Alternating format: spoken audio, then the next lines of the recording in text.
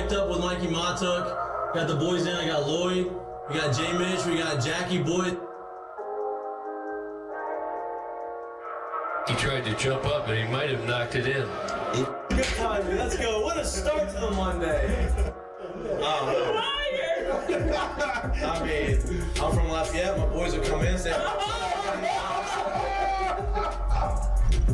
oh, God. So me and Joe on the ground. I got Joe in the headlock. And he's sitting there.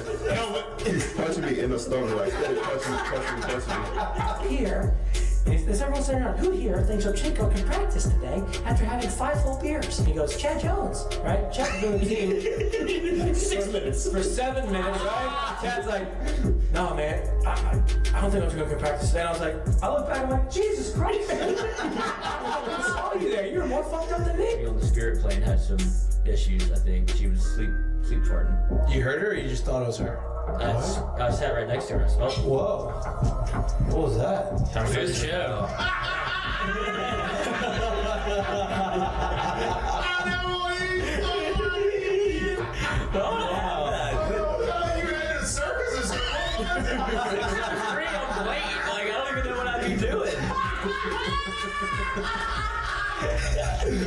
Now, when you do go to spring training, are you going to bring your chinchilla and your turtle?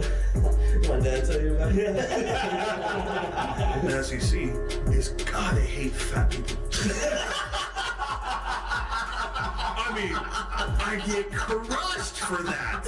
You know what I mean? It's like, come on, man. Hey, just the South, bro. You got a bunch of food down here. Like they should Players, look at Lloyd. You know what, Lloyd? You're looking for a recruiting coordinator, coach. I'm here. He's like, I'll piss my pants right now. No way. We're wearing gray pants, long gray pants. He goes, I'll piss my pants right now.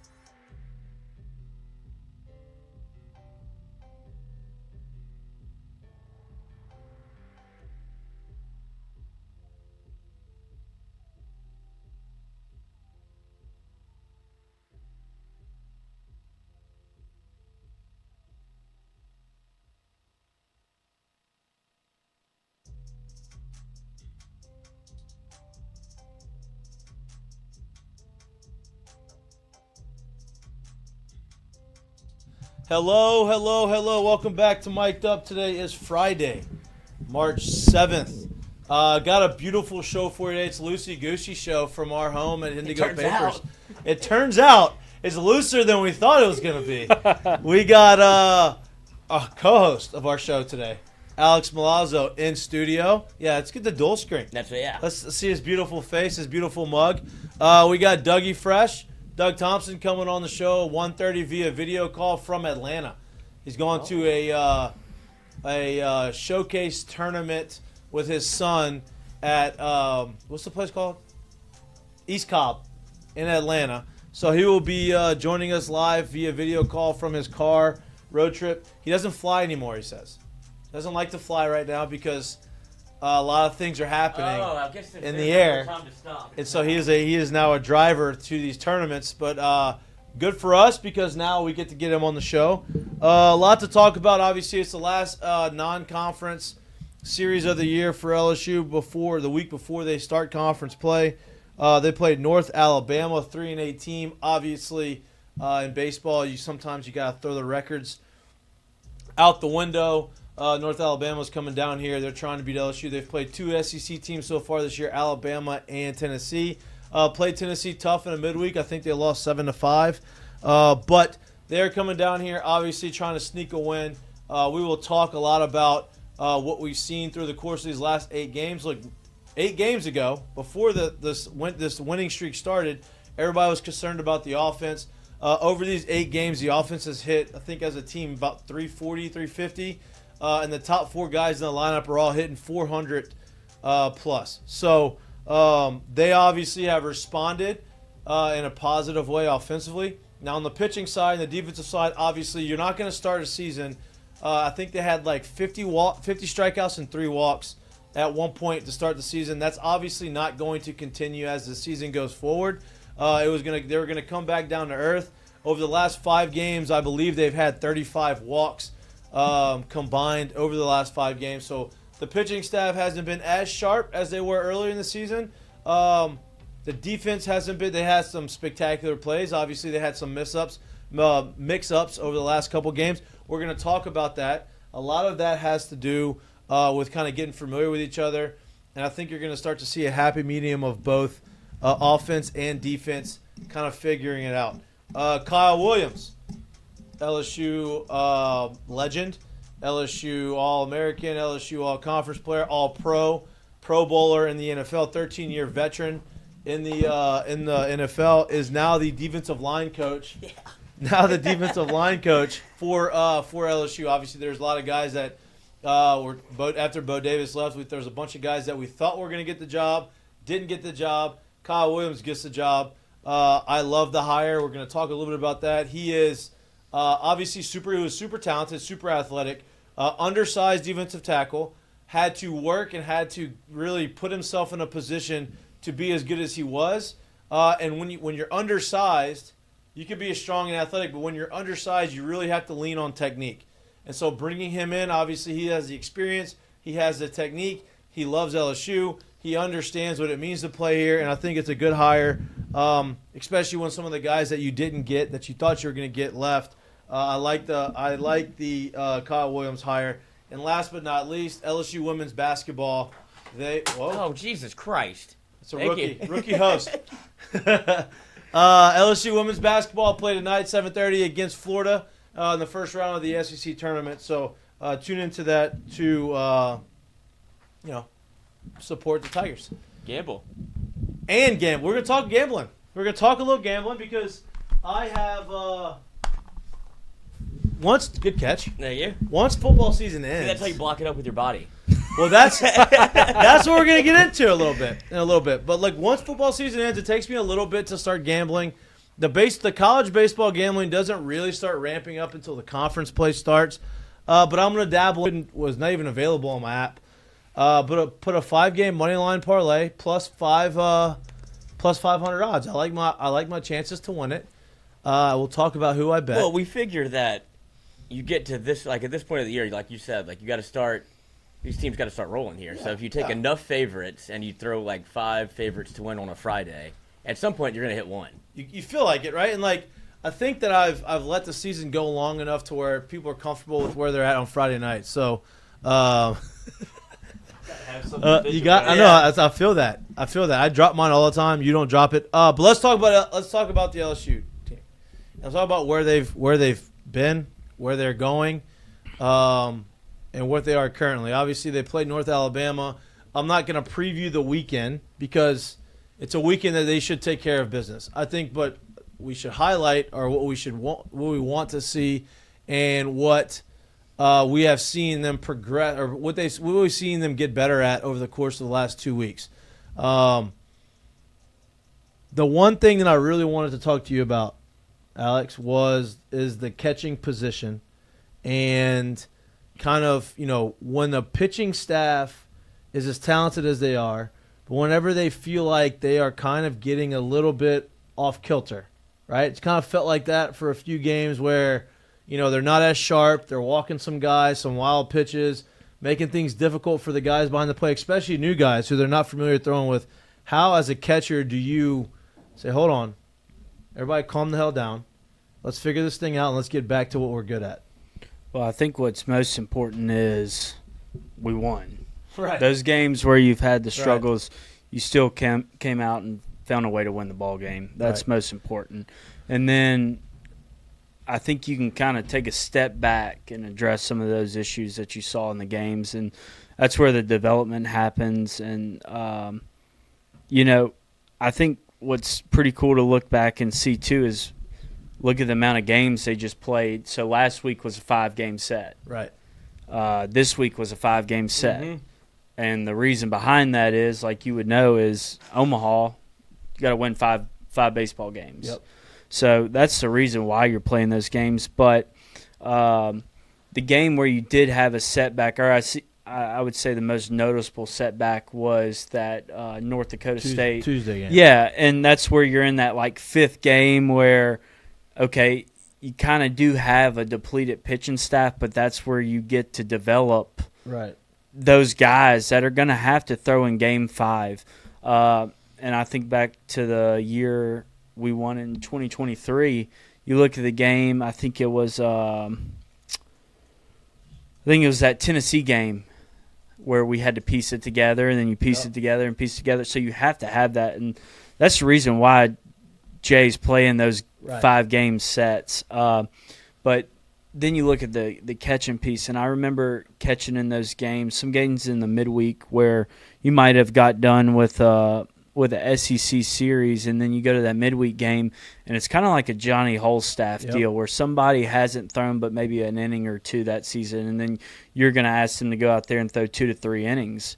And that was a game going into that game, I knew I was catching. I would almost turn my focus level up a notch, and bring my energy up a notch as well.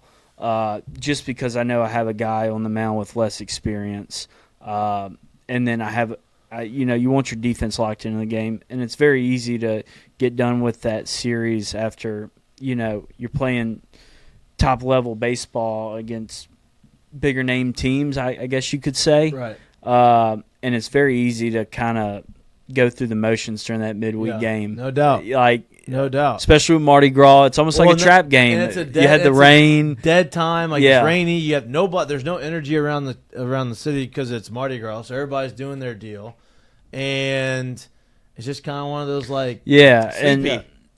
sleepy games. Yeah. Right. I know it wasn't a clean game from the pitching staff or from the catching standpoint, but as I was watching that game, there was some stuff I watched and I was like, that's frustrating to watch. But and then you take a step back and you look at what was going on. Like, you're catching, I don't know how many guys through that game, 7 guys, 8 guys, with all different stuff, left-handers, right-handers, and they weren't doing the best job to help out your catcher.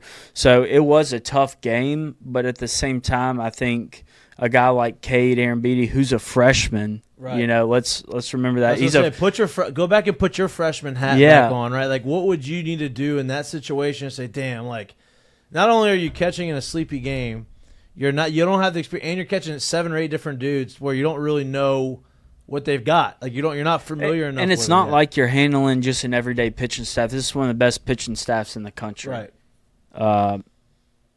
From top to bottom, this is. And it may be the best pitching staff in the country. So it's not an easy task for a freshman coming out of high school to manage that.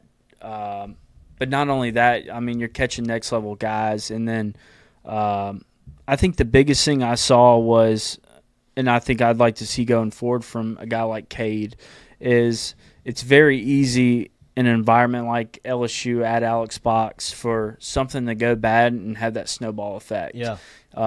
And you've been in it as a freshman where like something goes bad and you almost go into a panic mode. Yeah, I got to hurry. I got to get better. Do something. I have to make this next play. Yeah. No, like take a step back, take a deep breath, just like that pitcher would, stepping off the mound, reset and everything. Reset as a catcher, refocus, and then you're just doing the same thing you've been doing your whole life. And I think that's the most important jump that can be made as a catcher in college is understanding that you can control the game a lot more than most guys, and getting back in control of that pitching staff, and also getting back in control of yourself. And like you said, the best thing about that is they won. They're down 9-1. They came back, and we talked about that on Wednesday. And then they were playing North Dakota State again on Wednesday, and they did what they should have done. Jumped on them early, scored 7 runs early, I think the first inning of the game or whatever it was, and put themselves in a position where the game was kind of out of reach. And during that show, while the game was going on, we started talking about Bear Jones. He's been hitting the crap out of it, right? Hitting balls hard, getting base hits, getting on base. I think he's hitting like 540 or something over this 8-game hitting streak. But he only had 2 home runs going into the Wednesday game. And I said that it feels like he's about to go on this home run barrage because he has been barreling balls up, just missing fly balls on the few times that he hadn't gotten hits, just missing pitches. And it just feels like those doubles that he's hitting the gap at 116 are going to start going over the fence. Wednesday, hit 2 homers. I think what's most important, too, about that is he's taking walks. Yes. Mm-hmm. Like, he's not forcing anything. He's not swinging unnecessarily. Right. Not chasing. He's not forcing the issue. Yeah, he's not trying to force contact or force a ball to be there when it's not there. And I think that's what's so important is having a guy behind him like Dickinson that can drive in those runs when Bear gets on base from a walk. Because in just my opinion, as a catcher and looking at it from a pitching mindset, I'm going to make somebody else beat me. Yep. I would prefer somebody else beat me besides the guy that hit 30 home runs or however many he hit last year. Yeah, 28 home runs last year in the SEC. I'm going to make somebody else beat me. So I would look at that going forward, and having guys like Dickinson and I think a big thing to talk about too would be Pearson. Yep. Like Pearson, Breaking. yeah. I mean, that's a veteran guy, and I don't even think he started that game against Nebraska. No, I think the one they're down 5. No, wait. He didn't start the first game. He didn't start the Nebraska game where he was like 4 for 5 or whatever. Oh yeah, he didn't start that one. No, he didn't start that one. Came in and had a great game. Yeah, and he's been lined up ever since. Yep. Yeah, he puts together professional bats. Everybody knows that. Obviously, he's the veteran guy, and he's gotten hot and he's kind of taken hold of that spot in the lineup. 3-4-5 right now. I don't think there's a better 3-4-5 or a team with guys that are as hot as those guys. I guess that'd be 2-3-4-5. Mm-hmm. Right? So it'd be, Bear hitting 2-hole, Dickinson 3-hole. They have Pearson hitting 4, and then you got Milam in that 5-hole, and Milam's been as hot as anybody. And you got Curiel and Reeves. Even go 1. Yeah. Kind of alternating. And Curiel's at the top, and you got Reeves and in then the 8-hole or Brazzi. And then you have Braswell. Stanfield at 9. Yeah, and I mean, something to think about too is a guy like Bear. All right, so as a pitching coach, as a catcher, whatever, when you start breaking down a guy like that and he's not chasing, so you basically a guy like that's not chasing, you're like, all right, 1 of 2 things is going to happen.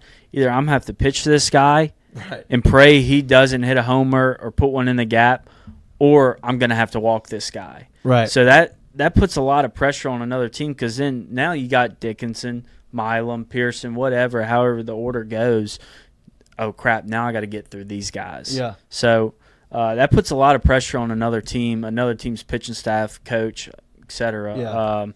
So I think biggest piece is Bear not chasing, staying within a game plan, and also driving balls at the same time. So it's kind of a double-edged sword. Yeah, no, he's been impressive. Last year you saw the progression from him as a hitter of taking more walks compared to his freshman year.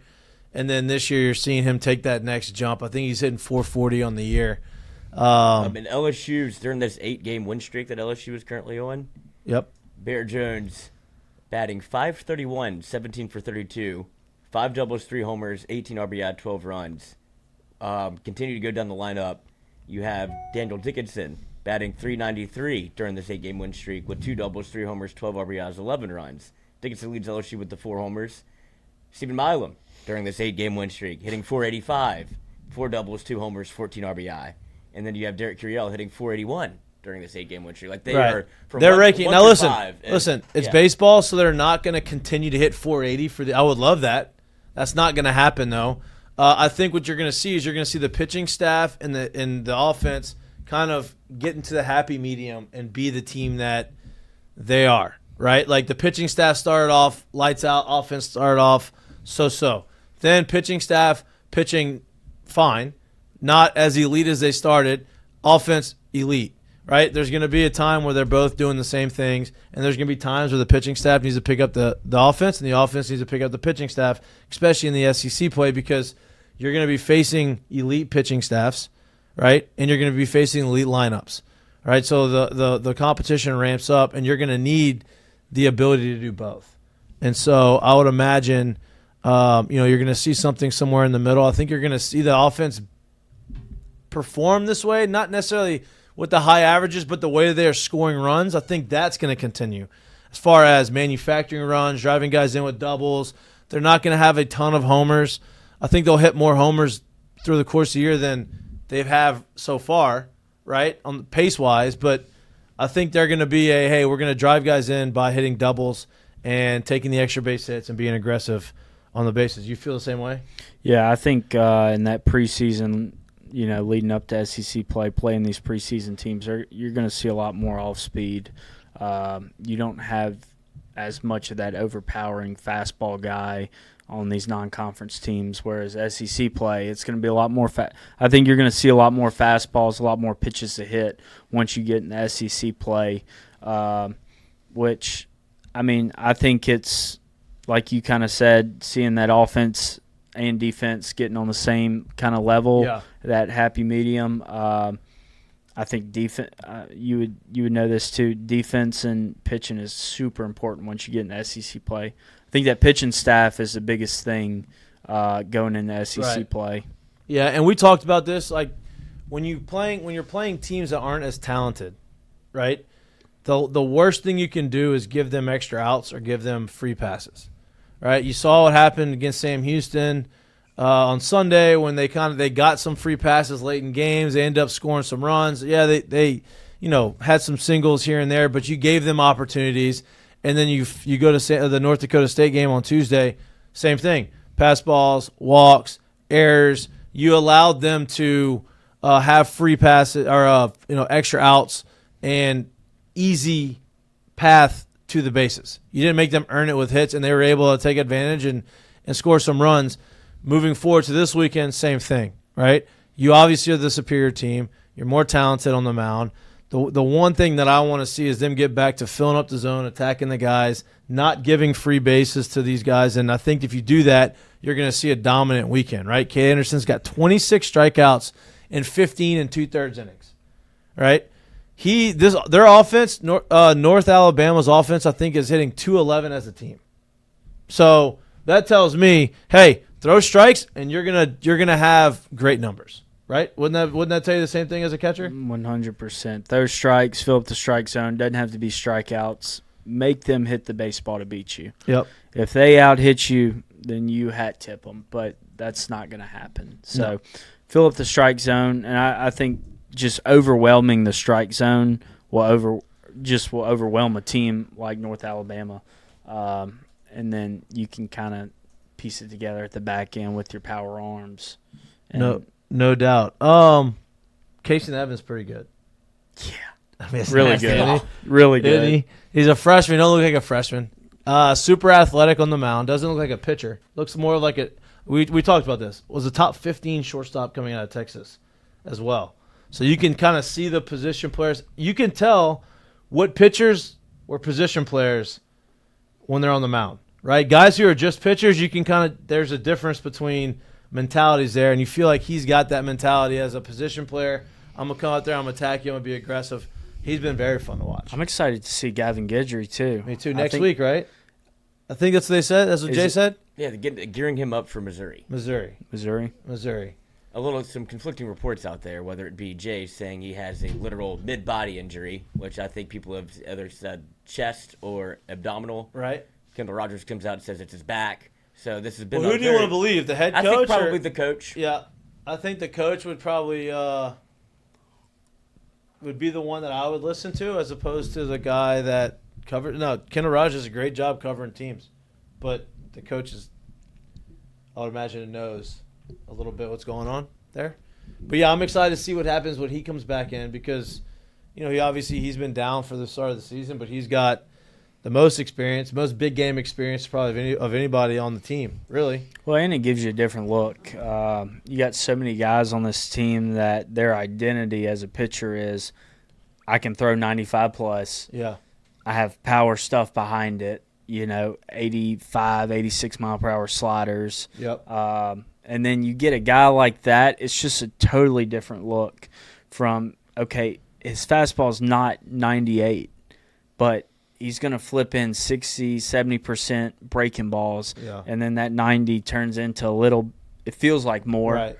But having a pitcher like that coming behind a Cade Anderson or a Chase Shores or just anybody like that, or even an Evans, coming behind an Evans like that, it's just a totally different look that you give a lineup that is another thing an offense has to game plan for. Yeah, the one thing that not concerns me is probably not the right word, but the one thing that would get him in trouble, which has gotten in trouble in the past, is when he doesn't land the breaking ball, right? And they say, hey, all right, we're just not you're not throwing it for strikes, so we're just not going to swing at it, and we're going to elevate it and make sure you throw the fastball. When that happens, that's anybody that's got one pitch like that is elite. Same thing with Cade Anderson last year. If he wasn't landing the breaking ball, hey, let's sit on the fastball. But what Gavin does well, at least from me watching it, is he's got like 2 or 3 different breaking balls. He's got the nasty hard one that doesn't have any hump in it. He's got the get me over, and then he's got one that's kind of in between. Yeah. Is that correct? Yeah, you're going to see like a shorter kind of cutter-ish, a little bit harder slider in there, and then you're going to see a bigger kind of 12-6 breaking ball. Then you're going to see a fastball, and believe it or not, like it's not 98, 100, but it does have ride on it. Yeah. He does spin it very well, and he also has a changeup to pair that up with. So, as a pitcher, you're kind of creating that X, but at the same time, you're creating the vertical. Yeah. Yeah. So that's something that's more important, because I think everybody nowadays prepares for that guy that's throwing 98 with ride on his fastball and just hammering to the offense, hey, get on top of this guy, get on top. We do not want to miss under his fastball. And everybody has machines nowadays, but what nobody prepares for is that guy that can sink it, that can throw that slider, that 12-6 breaker. Nobody really prepares for that as an offense. So I think that's something important too. Yeah, and the mindset he brings too, right? Like, I think that's important coming out the bullpen, is he has the mindset of, I've closed big games before, I've been in these big moments. Not saying he's going to come in and be the closer, but I think he's going to be in situations that matter. Like you said, we had a guy in my freshman year in 2009. His name was Paul Bertocini. Had a nasty curveball, right? Had the most appearances of anybody on our team, but sometimes it was for an out, sometimes it was for 4 outs, sometimes it was. Did 2 out, didn't matter how much it was, but he was going to come in. It was a change of pace guy. He could throw that, and it was hard to hit. And I feel like, and he came in big moments, and I feel like that's going to be how Guidry is this year. I don't know if he's going to be slotted into the closer role, because it feels like Case and Evans, but maybe. I think if you have multiple closers, that's a good thing. Yeah, I think you take a guy like Guidry, especially with his staff, and in the biggest situations, biggest moments, whether it's bases loaded, 2 outs, runner at second, 2 outs, got to get this guy out. That's where you bring in a guy like him, because at the college level, hitters are not as patient as you think they should be. They're going to get impatient. They're going to start swinging at the breakers, because they know a guy like Guidry is going to come in and flip in the off speed. So where he really makes his living is flipping in that off speed for a strike, landing it, And then that guy sees him landing Yep. it, and he's like, oh, as soon as he sees the next one, we're swinging, and it's not a Right. pitch he can hit. Right. So that's where a guy like Guidry makes his living. Yeah, and I'm it'll be nice to see him back on the field. I know he's itching to get back. Is Dougie in there yet or no? Yes. Dougie is in there. Joining us, we talked the catching side. Now we're going to talk the pitching side. We're going to let the battery get together and try to figure this thing out. Dougie, Got in there talking about pitching. what's that? Hey, you look good though. Look at that. Cool. Thanks. You look good. Thanks for Hey, driving. good angle. Good angle too. Your face looks great. Thank you. I'm working hard on the angle. Yeah, no, it looks good. You're driving to East Cobb. We had a nice little conversation earlier about how baseball is now at the East Cobb. How's the son? Is he nervous? Is he ready? Is he locked in for this tournament? No, bro. No, he's not nervous. We've been down to East Cobb. I mean, he's a seasoned travel baller at this point. This is not nervous at all. I'm more excited than anything. I love it. All right, well, let's get to baseball. I don't want to keep you too long. I know you're driving. I appreciate you doing this. We were talking earlier today, me and you, about the pitching staff and how elite they were early on and how they've kind of gotten to a little bit of a bump in the road the last 5 games. I think we talked about they had like 34, 35 walks over the last 5 games. What do you see? Is it just kind of one of those things like, hey, you just gonna have to get through this part, or are you seeing kind of a bigger issue with the pitching staff on why they're not able to fill up the zone as much as they were earlier on in the season? Well, I'd love to actually hear. Who do you have in your catch? Is that Alex I saw in there? Yep, that is Alex Milazzo. Long time no talk. What's up? Hey, buddy. I would actually love to hear Alex's thoughts because, man, it's just really weird. I mean, teams slump, right? Hitting, like I've seen that before. But I don't recall a time where I've seen a team start off the season, the first 6 games, with 50-something strikeouts and less than 5 walks. And then, the last 5 games, I think we've had close to 30 walks, maybe 32 walks. Like, I've never really seen that happen where not a guy loses it. I've seen a guy lose it or 2, but the whole staff seems to be struggling a little bit more now with command than before. So I'd love to hear Alex's thoughts on what's happening, honestly. Yeah, I think so obviously leading up to the season, you have your inner squads, right? Right. Guys kind of settle into the inner squads, and then you got the opening weekend. Yeah. Everybody's looking forward to opening weekend, and you saw the velos up there. I think that had a lot to do with the nerves were there. Everybody was fired up, excited. Right. You had a change of scenery.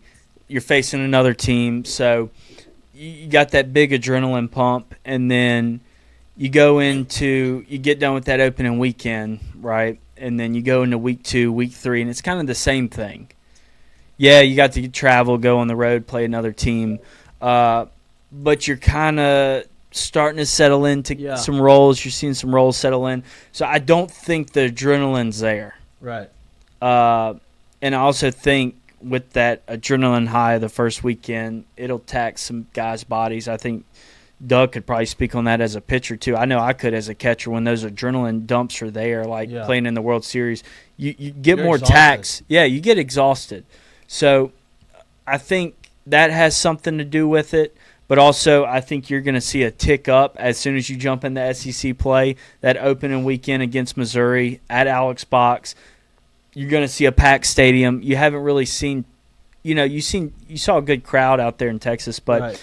I think it's going to be a change. Like the level of competition is going to tick up. The competitiveness is going to tick up.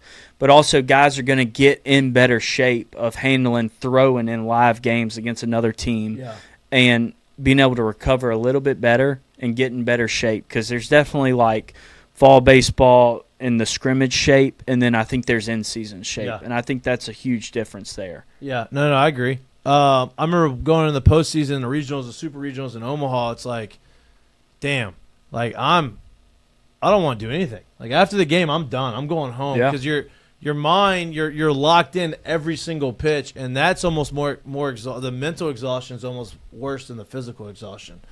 Dougie, what you feel about that?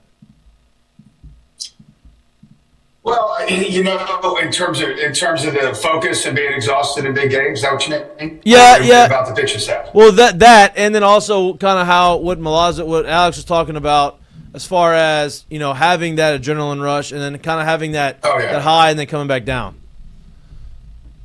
Yeah, definitely emotionally draining. The bigger the game, the more emotional you are. And I mean, as a pitcher, I wasn't involved in all the games, but even as a guy on the bench, like the bigger the game. And the more exciting the game, I certainly agree with both of you that the mental exhaustion and just the overall emotional toll certainly takes its toll on you in Omaha for sure. Right. And I do agree that early in the season, you're excited. The ERA is 0.00 right now. You've got all these big aspirations and dreams and goals. And maybe the focus diminishes a little bit.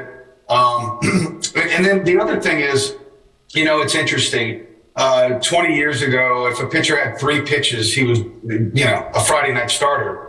And that's kind of what you needed, was 3 pitches or 2 good ones that you could throw for a strike whenever. And now when you look at these scouting, some of these guys are throwing.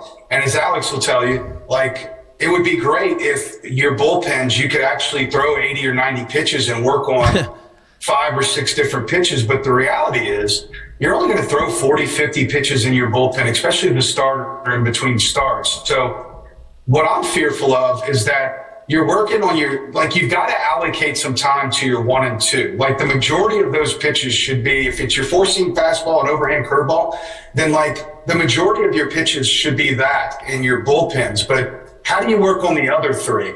So maybe there's something there. Maybe there's maybe they're working on too many things.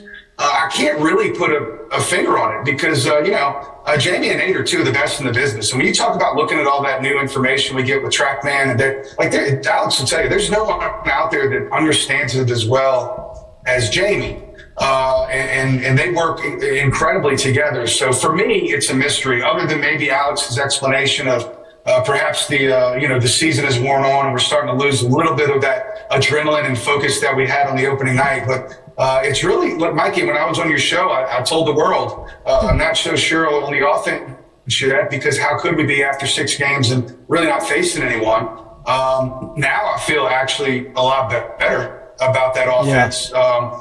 But I did say, man, the pitching you can be excited about, because 95 plus with 10 different guys is going to play all year. I just never saw, 30 walks in 5 games coming. I just didn't even think it was possible, considering that they were, smothering the strike zone as well as they were at the beginning of the year. Yeah, no doubt. And I think that, you don't see a ton of pitching slumps like you see with on the hitting side. But I think that, you're gonna see kind of this lull in water finds its level. Yeah, exactly. And I think that eventually, right, and I think you're gonna see it this weekend, you're gonna see both the offense and the pitching staff kind of getting to where they need to be. Right, middle, like the offense isn't going to be hitting 350 as a team for the rest of the year. That's not sustainable. Just like the 50 strikeouts and three walks wasn't sustainable for a pitching staff. I don't think the offense was as bad as it was at the beginning of the year. I don't think the pitching staff is as bad as it has been. I say it's bad. It hasn't been bad, but it has been as inconsistent as it's been in the last 5 games. I think you're going to see a little bit more of a happy medium, and I think once SEC play happens, you're going to start seeing that level of competition rise, because it has to. Because if it doesn't, and you're still walking 30 guys in 5 games, you're not going to have a ton of wins in the SEC. No, it's just not going to happen. So this is the weekend, though, brother. I mean, this is the weekend that you hope to see exactly that happen, where it all kind of comes together and meshes, because it gets real already next week. It's crazy to believe the SEC is already upon us. Yeah, it's nice. It's nice that they get to start off against Missouri. I know you don't want to take anybody for granted, but last year they let's not even say that. Let's not even bring it up. I'm gonna say last year they went through a gauntlet. There's a gauntlet in the SEC this year. They're gonna have to go through that. The back end of the conference schedule, on paper, is harder than the front part, or I guess the first few weeks, but. Every weekend the SEC is a battle, and yeah, you're right. I don't want to jump the gun there, but you start at home. That's a positive. Let's start there. You should get to start at home. That's a positive in the SEC. Get off on the right track. This weekend, before I let you go, Dougie, this weekend, after everything that we just talked about, right, what do you want to see from the team, right, going into this game this weekend against North Alabama? They're obviously the superior team. They should win all 3 games, but it's baseball. You never really know. You got to go out there and play all 27 outs. What do you want to see from these guys over these next 3 games to feel confident going into the SEC play? Yeah, well, the captain obvious answer to that is I want to see him throw strikes. Right. I want to see him get back to, suffocating the strike zone. I think that's important. I want to see the 3 starters get through 5 innings. I'd like to see some more efficiency with, pitch count. Like I'd like to see him get into the 6th inning with, closer to 70 pitches than 90. And then offensively, man, the timely hits, like keep them coming. Admittedly, I wasn't ever like not a non-believer of the offense. At the beginning of the season, I just was like, how can we tell? They scored 40 games in 4 runs, but how can we really tell the pitching's not there? So I'd like to see what ultimately the offense continue to do what they're doing. But like you said, Mikey, I'm hoping we all have a good feeling at the end of this weekend in terms of everybody's kind of clicking on the right cylinders as before Missouri comes to town. Yeah, no doubt. And look, Barrett Jones starting to find his home run stroke. He's been swinging a hot bat all year, hitting balls hard. They've just been in the gaps instead of over the fence. Wednesday, 2 Oppo homers. I think both are really good signs. I think when a guy like that is hitting balls hard consistently, it's just a matter of time before they start going over the fence. And we saw that on Wednesday. I would imagine you're going to see a couple more from him this weekend. Usually when the big man starts hitting homers, they come in bunches. Wouldn't surprise me one bit to see him hit 3-4 home runs this weekend. No doubt. You know who else I'd like to see hit a home run this weekend, get the first one?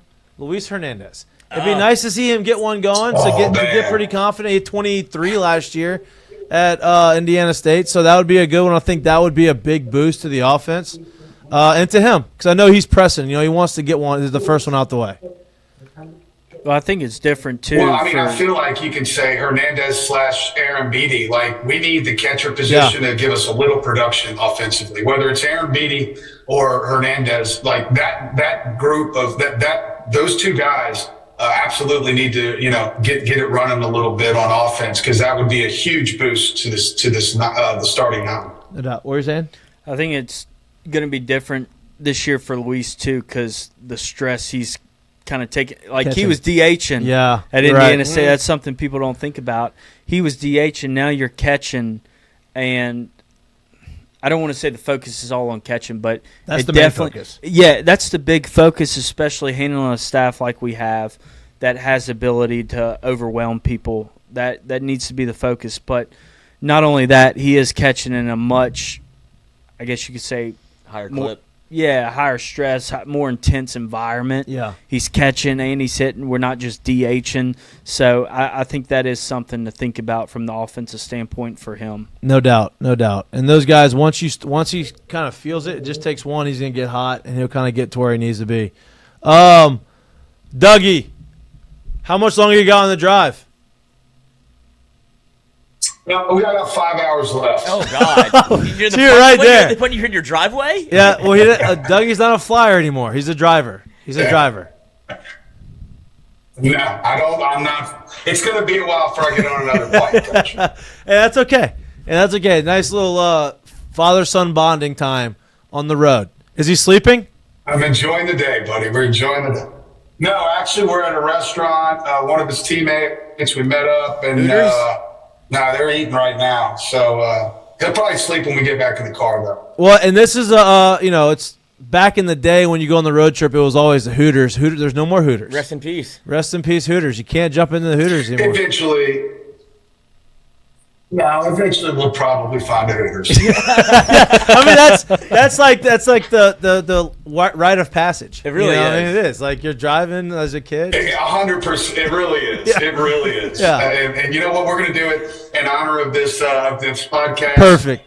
We're going to tell them Mik'd sent us, and I'm sure that they're familiar with you guys. So we'll let you know how the Hooters trip goes. Let us know how it goes. Tell them we said hello. Dougie, I love you. As always, we appreciate you. Tell your son we said. You guys, man. Tell him, hey, good luck this weekend. Good luck this weekend. Well, thanks, buddy. I'll talk to you next week, Alex. Thanks, guys, for having me. See y'all later.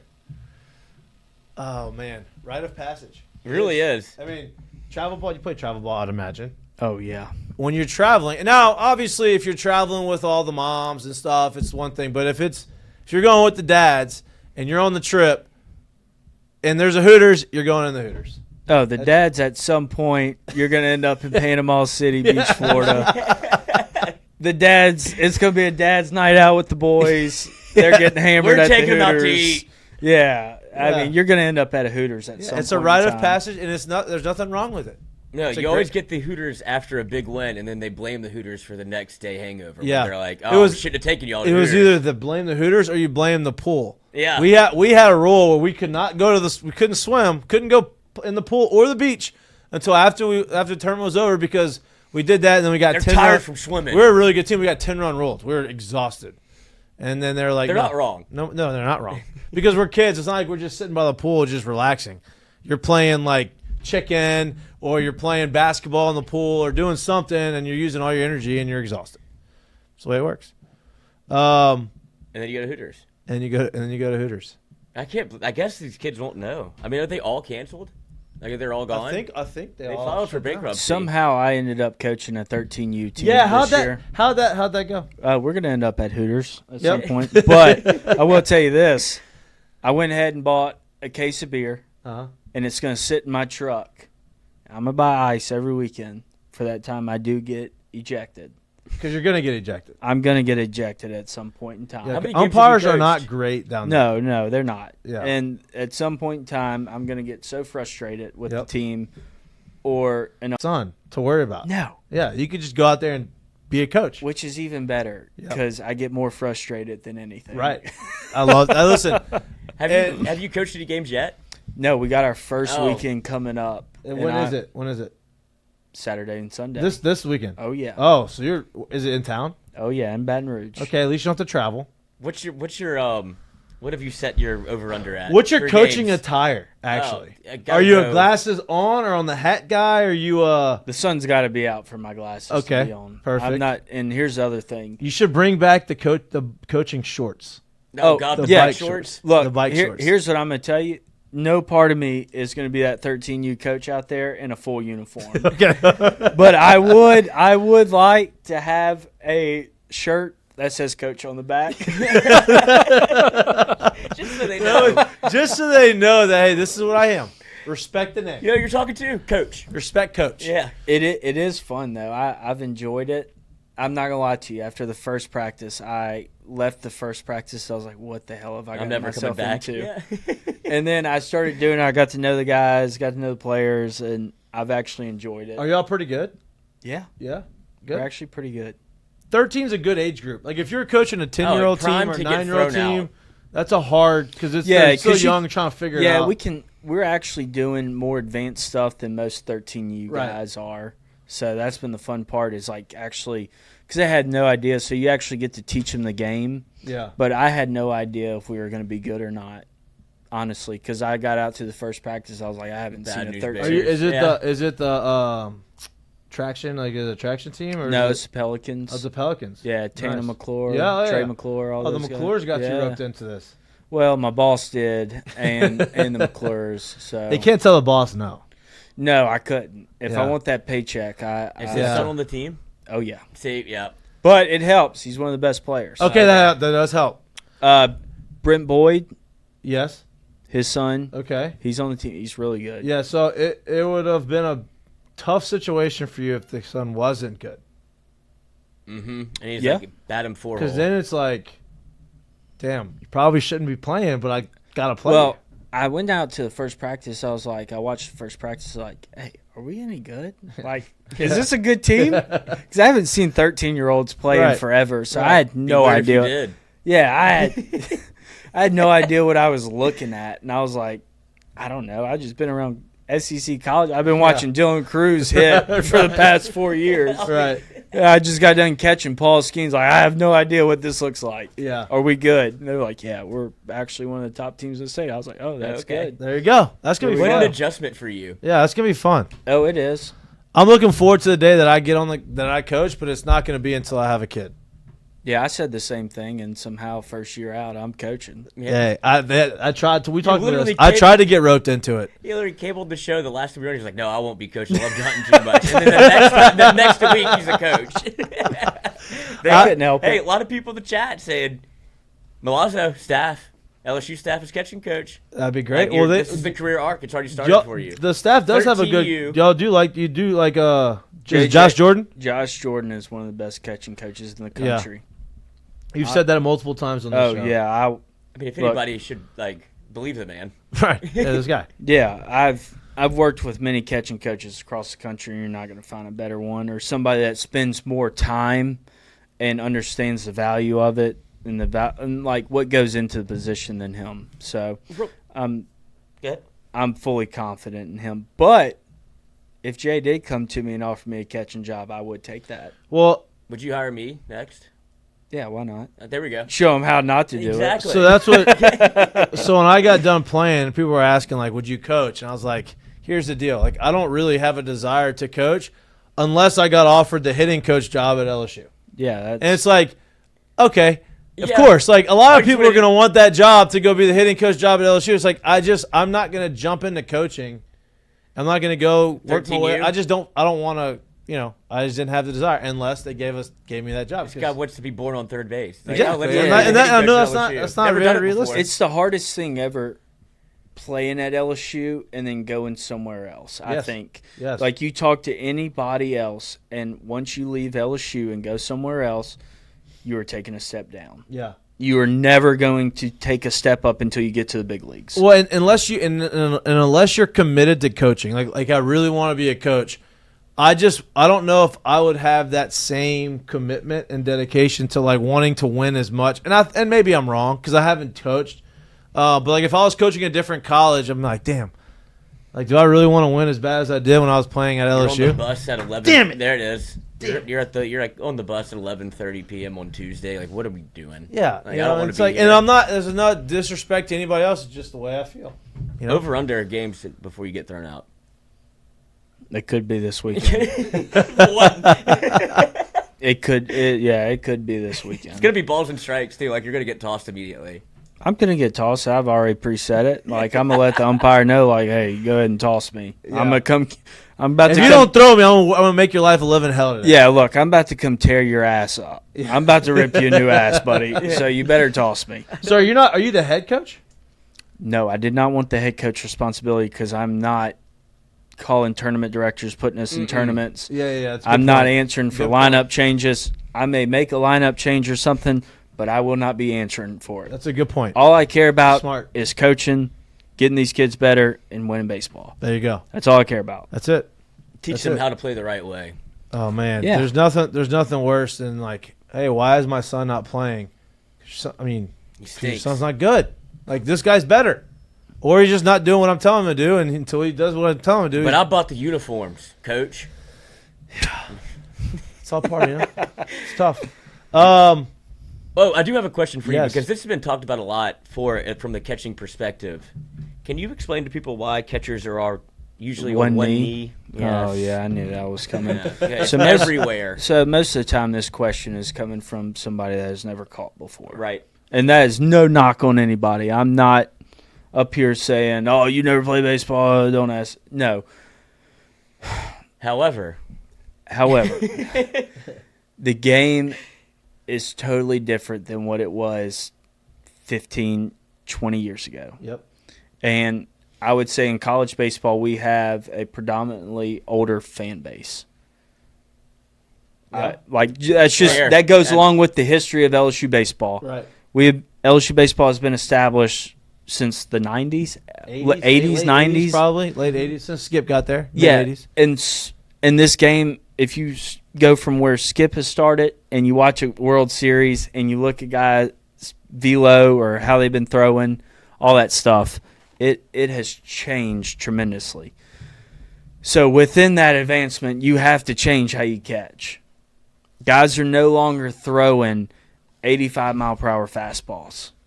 Yeah, they're throwing 85-mile-an-hour change. Yes. knuckleballs. Yeah. They do have one of those. So here's the other thing I'm going to get across. You can't block a fastball at 98 miles per hour. I'm gonna go ahead and put that out there. Some people are gonna block the baseball. Okay, this baseball is coming at you at 98 miles per hour. I've been waiting on this. Sorry. Oh, this is great. We need this. This is you. A baseball coming at you at 98 miles per hour. For anybody out there who has ever caught a fastball in the dirt, nobody ever. Nobody says. I've seen catchers quit because there's too many spiked fastballs. Yeah. Nobody has ever called a fastball in the dirt. Right. So when a fastball is thrown in the dirt, you are not anticipating it. Right. When we call a breaking ball or a changeup and it's 0-2, yes, I expect that in the dirt. I'm prepared for it. I'm anticipating it. But my job as a catcher with a fastball is not only just catch the baseball. That's the most important thing. But I need to receive this baseball that I can present it as a strike to the umpire, whether it's a ball off or it's right down the middle. Now, all right, let's take the next step. I just called a slider, right? We're not throwing sliders or breaking balls at 78 miles per hour. These sliders and breaking balls are coming at 88 miles per hour nowadays, 86 miles per hour. So the time that you have to recognize, all right, he just threw a slider. I'm going to stay on both feet. I'm standing up, this old traditional secondary. I'm on both feet. He just threw this slider at 86. I have to, within that time that a hitter, everybody talks about how hard it is to be a hitter, to have the reaction time to recognize that this pitch is here, I'm going to swing at this pitch. You have the same amount of time as a catcher. Yeah. Only difference is you're catching it with your bat and not the glove. Right. So I have to make that decision whether that I'm going to stay on 2 feet and receive this ball or I'm going to have to go down, takes time, go down and block this baseball. And not only am I going to – I'm not just going to fall down. I'm going to have to move my body, get in front of this baseball. That takes time. Well, now, by going to one knee, you have eliminated and you have saved yourself time to say, all right, now I can either flip my glove down and move, or I can stay on one knee in the same position. I can just receive the baseball. Yeah. It's just turning another glove. It helps you get kind of underneath it a little bit. Correct. Too, right? Yeah, and it saves you on those low balls too, because as a catcher or as an umpire, if you see a catcher going down with his glove, automatic ball. Yeah. Now I'm able to stay underneath the baseball and work up just like an infielder would. Infielders are taught, I'm going to work from the ground up. Same thing as a catcher. But by going to one knee, it's a double-edged sword. I am relying on my pitchers to execute their pitches. Right. I expect my pitchers' misses not to be in the other batter's box, which you're not blocking that on both feet anyway, so I hate to burst anybody's bubble. You're not going to move 5 feet to your right and block this baseball. And if the baseball is 5 feet in front of home plate, you're probably not going to block that baseball either. That's not where it should have been thrown. That is on the pitcher. That is not on the catcher. Right. Now, you do have to this is where it goes into, you have to understand your pitchers and understand their misses and their tendencies. Yep, that's where you expect the misses. Me and you talked about this on Tuesday or Wednesday. You have to understand each guy, and I understand that this guy's miss, for example, Paul Skeens, if he does anything with slider, he's going to rip it to my right, his left, and the left-handed batter's box. So I anticipate that. Right. There's a video of me blocking a ball that was like, I shouldn't have blocked it. Yeah. But because I've anticipated it, it was in the SEC tournament. I anticipated it, and I got out there and made the block. Right. But it wasn't normal. Right. It wasn't an unexpected. You knew that if you missed it, he was either going to be a strike or it was going to be he's going to yank it. Correct. Yeah. So the whole one knee deal, Cool. what I would say is put yourself in that catcher's shoes, and it looks easy on TV, but it's not. And when you get on one knee, it's like it's not lazy. and it's not going to be. There's not going to be a ton of guys on base either. He's not. Correct? You're not. Or do you get on one knee with a guy on base? Here it is. This is with runners on base. I don't know if you can. I don't know if you can slow it down and show where the ball actually lands. Show where the ball actually lands in the dirt. Boom. Pause Jesus. it. Okay. That would have been maybe behind a left-handed hitter. If that ball got by me, what would that be considered? A wild pitch. Yeah. Correct? Yep. There you go. This ball. It's in the, I mean, yeah. This ball It's in the middle of the leg. started in the left-hander's batter's box. It never even had a chance of being over the plate. That's wild. Like you're in the Secret Service. Like you just took one for the president. Like let me get over here. And I mean, it also, dude. I'm gonna put it to you this way too. It's not freaking normal to say, all right, this ball is coming at 88 to 100 miles per hour. Let me put my body in front of it and just let it hit me. Right. No, it's not normal. Your first instinct as a person, the human brain, is get out the freaking way. Yeah. So it's not a normal thing you're doing. But, and I mean, I hold catchers to a high standard. I held myself to a high standard. But it's a lot tougher than people give. Like, it looks easy when it's done correctly. But at the same time, nobody watched Luis Hernandez with a guy on second base block up a baseball. And then and this was with one out, the next pitch was a fly ball to the outfield. That had been an RBI. Yep. Then guess what? Okay, so he blocks his baseball. It just looks like a normal everyday block, right? That runner stays on second. The next pitch was a fly ball to the outfield. Called it, guy tagged, went to third. The next pitch was a fly ball to the outfield. You're out the inning. Yeah. If he doesn't make that block, boom. Yep. That guy's at third base with one out. That fly ball is an RBI. So I always tried to look at it as every block, every runner I threw out, kept him out of scoring position. I looked at that in my mind as an RBI. Yeah. That's why where a lot of people were like, oh, Milazzo's not going to get in there and hit you 20 home runs. Yeah, buddy, I'm probably going to save more runs than I'd ever hit in or anybody would hit in on this offense. No doubt. And you have to have that mindset as a catcher. That's why even when people talk about Luis, he hit 23 home runs last year, he's probably not going to do that this year because of the position he's playing. He was DHing when he hit 23 home runs. Now he's catching. And there's a certain level of stress, certain level of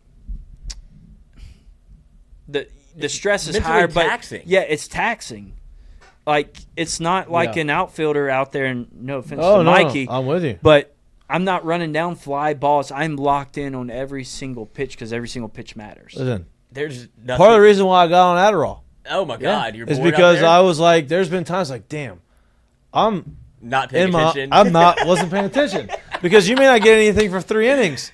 And it's like, damn, you gotta be, but when you are, Well, I was just back there at war. And Yeah, but like, when Mike you is like, are- I need Adderall. I don't pay attention during the game. when the ball is hit to you and you aren't paying attention and you're a step or two off, now it doesn't turn into, oh, well, that's okay. A guy got, as a pass ball, it turns into, damn, that's a double or a triple that I probably should have caught, or I could have cut off and made it in a single. Yeah, it's, But that's the differences in the position. But For sure. Also, at catcher, is there anything worse than like when you feel like you've been absolutely put in a blender? You're like, oh, there's no worse position to be in, like, because you're not. It's unavoidable. Like you can make an error at shortstop, like maybe they won't hit me the ball. Like, I don't feel great on the field today. But at catcher, it's like I am absolutely getting smoked right now, and everybody sees it. Oh yeah, it's tough. You're in the middle of it. You're in the middle of the war zone right there. What game was it? It was last year maybe, and I was like, I texted you, and you're like, brother, I couldn't see anything. Oh, that was 2 years ago. 2 years ago, and it was like you couldn't like. I'd been sick. Yeah, that's right. That's right. I was don't like, know that either. because we were watching it, and I was like, Not man, healthy every time. we had talked. I was like, something is not right with Alex behind the plate. He just feels like he is going after and getting everything. I was running like 101 fever, been throwing up, and I like, of course I'm gonna play, but like, yeah, it's tough, man. Nobody. back here. That's the other thing. Nobody watches a game and is like, I wonder if that guy's sick. Yeah, right. I wonder if he's injured. Yeah. Anything like that. I mean, Well, and that's that we Block talk it. about. We talk about that a lot. It's like, I don't expect sympathy. Not at all. no, right, and But- you're in college, right? So like, if you're a professional and you're getting like, you're more mature. This You is should pre-NIL too. You should understand how to compartmentalize life off the field and life on the field. When you're on the field, and it's hard because there's some things that happen personally that, like, as you get older, wife, kids, whatever, like that shit carries on the field. But when you're in college and you're not mature yet fully to like understand that, you just failed a test. Your girlfriend just broke up with you. You're trying to, Death in the family. yeah, something like that. Like, it's anything. just, that shit weighs on you a lot more when you're a younger player than it does when you're an older player. And that's just I mean, that's any sport, obviously, It's just that's something that people don't really understand because they watch you. Hey, you're on the field, you should perform. I don't disagree with that. It's hard. Yeah, let me come sit at your job one day and freaking yell at you while you're typing up an email or something. Put pressure on you. 3 hours. See how many typos you have. Yeah, you get sick or you have a death in the family. You're not going to work the next day. Can't We're even going to play a fucking spell. baseball game. No doubt. Yeah. Hey, Like, but we're going to play. when you're playing pro ball and you have a kid, you get 3 days max. 3 days max away. Sometimes it's 1 day. Sometimes you go for the birth and the next day you're back. So like That's like the guy for Auburn. His mom had died that morning, or something like Hit a that. He's homer. playing in the game that night. He hit a homer. yeah, awesome. Yeah, I mean, but Yeah, wild. Curtain call. No doubt. That was our curtain call. Yeah. So I'm glad you broke that down. We needed that. Oh, look, I've had. Oh, there's Priester. On one knee, being lazy. Imagine that he blocked it off one knee. I didn't know you could do that. There's a spiked fastball. Dude, it's just pure reaction. You don't have time to move. No. A lot of guys get hit by pitches and they don't have time to get out of the way, or they would. Right. Like, Right. I remember Skeens hit me in the fall. I was batting against him, and he hit me with a fastball, and I'd have loved to get out the way, but I literally didn't have time. They're like, way to wear it. I was like, trust me, I wouldn't have I worn wasn't it. trying to. Like, I had a guy one time, we were playing a midweek game. I think it was Nichols, and somebody threw – it was a pure wild pitch. It was like a fastball way in the other batter's box. And I got to the back, and I go to grab the baseball, and he's like, catch the damn ball, Milazzo. What the F? I'm like, Jesus. Just sit down and shut up and watch the game, buddy. Dude. Bro, we got something that they just – it's – Midweek, we third sit inning, like, catch the fucking baseball. It's like, hey, fuck you, buddy. Like, Man, I'm sweating buckets out of here. Yeah. I've lost 12 pounds this season. we sit in the stands, dude, and you listen to them. It's like I've talked to this Lloyd. I'm like, these people. Like I get it. I understand you don't, but like you don't. They don't understand. I was playing. I was playing against R.A. I was hitting against R.A. Dickey, right, knuckleballer in the big leagues, and he has a personal catcher. What's his name? Wasn't a great catcher, but like could catch his knuckleball, right? Big glove.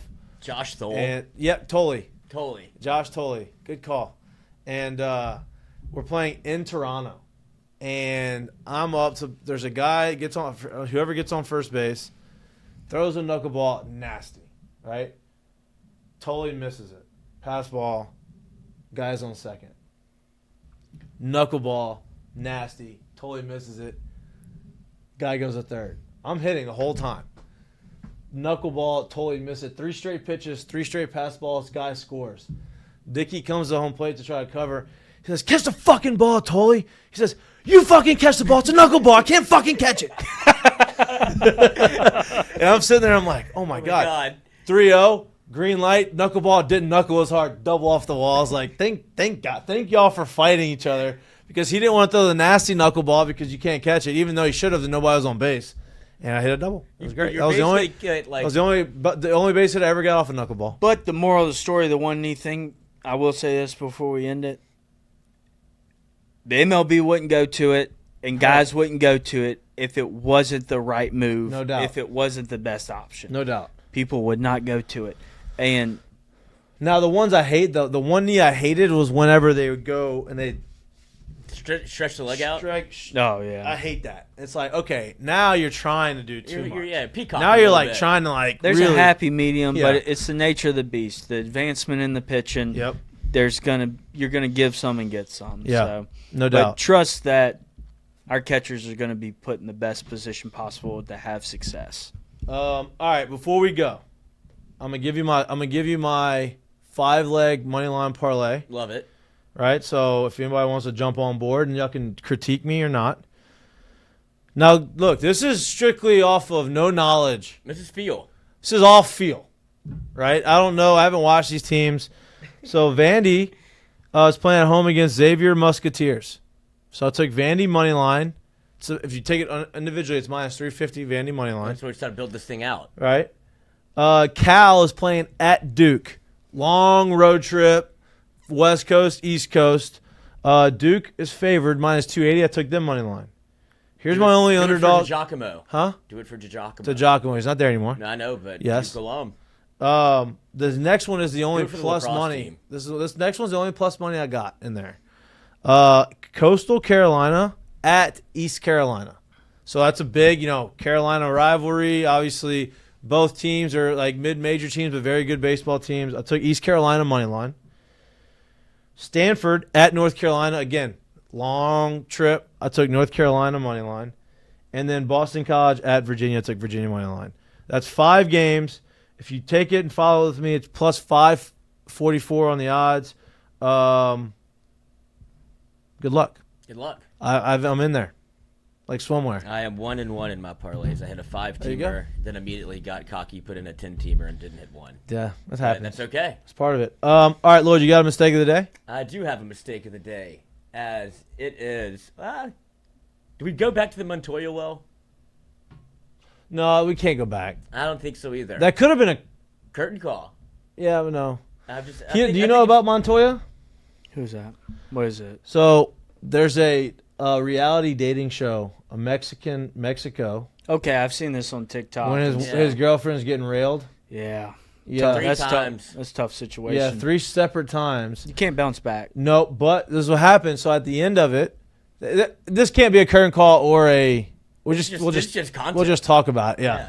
So at the end of the show, he had to decide whether or not he was going to stay with her, which obviously not what you would imagine. Hope not, or if he was going to pick somebody else, or if he was going to leave single. Right? He said he came on the show, and he reached a goal of his was to discover find self-love. She's jerking off at Right? So he basically says, I'm going to go solo, not go with her. Well, then her temptation is what they call it. I don't know anything about this other than what I've seen from Barstool on Twitter. Yeah. Right? And so the temptation temptation guy has been had a beating chance her to say, cheeks. okay, now that's when he was beating her cheeks for the whole show. Giving her those Toyota Corolla miles. Yeah. And so she wanted to choose him. And he had to make the decision whether he was going to choose her or go home solo, and he chose to go home solo. I mean, he Smart got And man. so Montoya came up on top, Always viral on top. viral sensation, hard at first. Now he has the last laugh because next thing you know, you're gonna see them, they're back together. I mean, Anita they got kind of what they wanted. Manuel, I mean, She got beat the cheeks for a month and a half. She got- I'm yeah. ready to go home. It's tough. that's It's tough for Tough. Anita. Anyway, that's Montoya. So that's not the mistake of the day. You got another one? Yeah, I do. I don't know if it's a mistake of the day, but it's going to be interesting because for the first time in 15 years, I don't have to find this because I was reading about Montoya. For the first time in 15 years, guess what's back? A lot of news going around with the United States and being really America. The fucking firing squad's back, doing it for the first time in 15 years. Really? Yeah. So this is a mistake of the day? I mean, if that's how you like to be the first one. Yeah, I guess you're right. You used to be able to get like a little poison, get a nice in the last meal, you don't feel anything. Now you have to go and piss your pants because I don't know who's shooting at me, but this is a brutal way to go. Yeah, that's tough. Because this wasn't even on the table anymore. But it's back. I don't want to call it mistake of the day, but it could be for a team. What about Will Campbell? What about? It's like passing on him. Yeah. What do you think's going to happen? Well, here's the deal. They said his arms are too short by 1/8 of an inch. Stretch. Yeah. If it matters that much, we'd all be screwed. Yeah. Yeah. But I'll take it if you're giving it to me. Yeah. I think he's the best offensive lineman in the draft. At some point, this is what happens in the draft, right? You're totally correct. We've seen Will Campbell for 3 years, and I didn't think about his arm length once. I know that he gave up 1 sack in 3 years, and he's good as hell at left tackle. And if then you want to draft him and put him at guard, I don't care. And all these analysts are now be good. now they're saying, oh, well, he is somewhat susceptible to bull rush, and I'm like, That's right. I saw that too. everybody is at some point. And Andrew Whitworth came on McAfee today. He was like, look, you can go and pinpoint something against any offensive lineman because I wasn't athletic enough coming out of college to play left tackle. Out of all left tackles in our drafts, who had the most starts, who had the most Pro Bowls, who had the most Super Bowls? Me. So just can't let that bother you. I think Will Campbell's got the right mindset. Oh yeah. So I think he's gonna be fine. I mean, I think this is probably better for him. Oh. That they're coming out and saying, "Oh, you can't do it." I think he's gonna do it even more because they say he can't do it. And I do think that a lot of this is a little bit of conjecture. That's Always. going to take him like 3rd or 4th overall and be. I'd like really to see the happy. Saints get him. That'd At be 9. pretty. Yeah, I cool. don't think he's gonna. I would be awesome if you got him at 9. But I don't know if he's gonna be there at 9. We need a quarterback. Spencer Rattler There's doesn't some do it for rumor. you? There's rumors out there that they're saying Jackson Dart. That would be. We got to go get Jameis again, whether He's he still plays in or the not. woods. He's in Mardi Gras. He's been I here for a would. month. I would love to get Jameis back. Whether he plays or not, he's just good for the New Orleans He is. people. No doubt. He's been here longer than Carr. I don't even know where that man is. Didn't see him once at a Mardi Gras float. I see Jameis, like, he's going to him and he's on him. Like, he's just having a good time. Yeah. All right. Derek Carr's in California doing something, eating the fucking Yeah, hadn't seen him. keto wrap. Do you have a curtain call? No. No curtain call. My curtain call is Kyle Williams. Okay, team curtain call. Oh, with Kyle yeah, Williams. yeah, sure. You know, because LSU guy from Ruston, obviously loves it here. And honestly, and y'all nailed it this morning on the show. Oh, thank you. You talk about the defensive line. There's been a lot of uncertainty in that position, that coaching group, right? You've had people come and go a lot over the course of the last, I don't even know how many years, 5 or 6 years. 8 years. 8 coaches or 8 years? 6 years, 8 coaches. 6 years, 8 coaches at that position. It finally feels like Kyle Williams isn't trying to go and beat, and maybe he is, but I don't know if he's got aspirations to go to the NFL and be the defensive line coach and go through that grind. Feels like he's happy at LSU, and you're going to be there for you're going to at least have some, you're going to have him there for a while, you would imagine. So I think that's some stability is the word that I was looking for. Yeah. At that position. So, and y'all nailed it. So that's our curtain call. Hell yeah. Hell yeah. Hell yeah. Did you see his speech? The Deepwater speech? Oh, man. Do you have your headphones? I Let's see if I can. can find it for you. Because this is him. You'll like this too, Milazzo. Obviously, he's not the biggest guy of all time. He battles, but a big-time leader. And this is him speaking to the team and Buffalo before a playoff game, I believe. And it's kind of like, yeah, this guy's going to be a coach. Give me 1 second. Okay. Yeah, I get it. I get it. Pulls it up. And people forgot. He was underrated. Super underrated. And then great This golfer. game is going to be Unbelievable Yeah, golfer. BK's gonna love Scratch that. golfer. Why would you say that? BK loves to golf. I mean, it's not a secret. Does he? Oh, yeah. Where does he golf at? U Club. No, I don't know where he I don't golfs. see him. He used to golf at UCO was Bo Pelini. When he came back, Oh. I saw him there. I said, buddy, You better get out of yeah, here. this is the wrong spot for you Stop to be running in. the 4-3. Yeah. 1, 2, 3. Yeah, I gave him the goosebumps a little bit there. Absolutely, dude. Wow, deep water. Deep water. It's That's your uncomfortable. coach. That's your D-line coach. I like now. that. He'll get you some. That's the guy that you want for a D-line coach. Absolutely. Right there. Piss and vinegar. All right, that's all we got for you today on this beautiful Friday at our home here at IndigoPapers.com. Go check them out. Appreciate you, dude. As always. Yeah, enjoy You're the coming best. on. Anytime, like I said. Anytime you want to come on, you have a chair here to come on with your name on it. All right, enjoy the rest of your Friday. Enjoy you to this Dougie. weekend. Huh? Thank you to Dougie. Thank you to Dougie for coming on. Safe travels the last 5 hours of that trip. That's the worst part of it. Good luck to you, sir. Good luck to you. Debut. Yeah, we're Let us gonna know how it goes. go try to win a game or two. If you feel like you're about to get tossed, tell somebody to start videoing it. Yeah. I don't want to see it. All right. Do it I'll yourself. try to get mic'd up content. Yeah, Yeah. that would be great. And then, speaking of, we're going to get him in the catcher's gear. Yes. And we're going to get him. I'm down. He was a catcher in high school.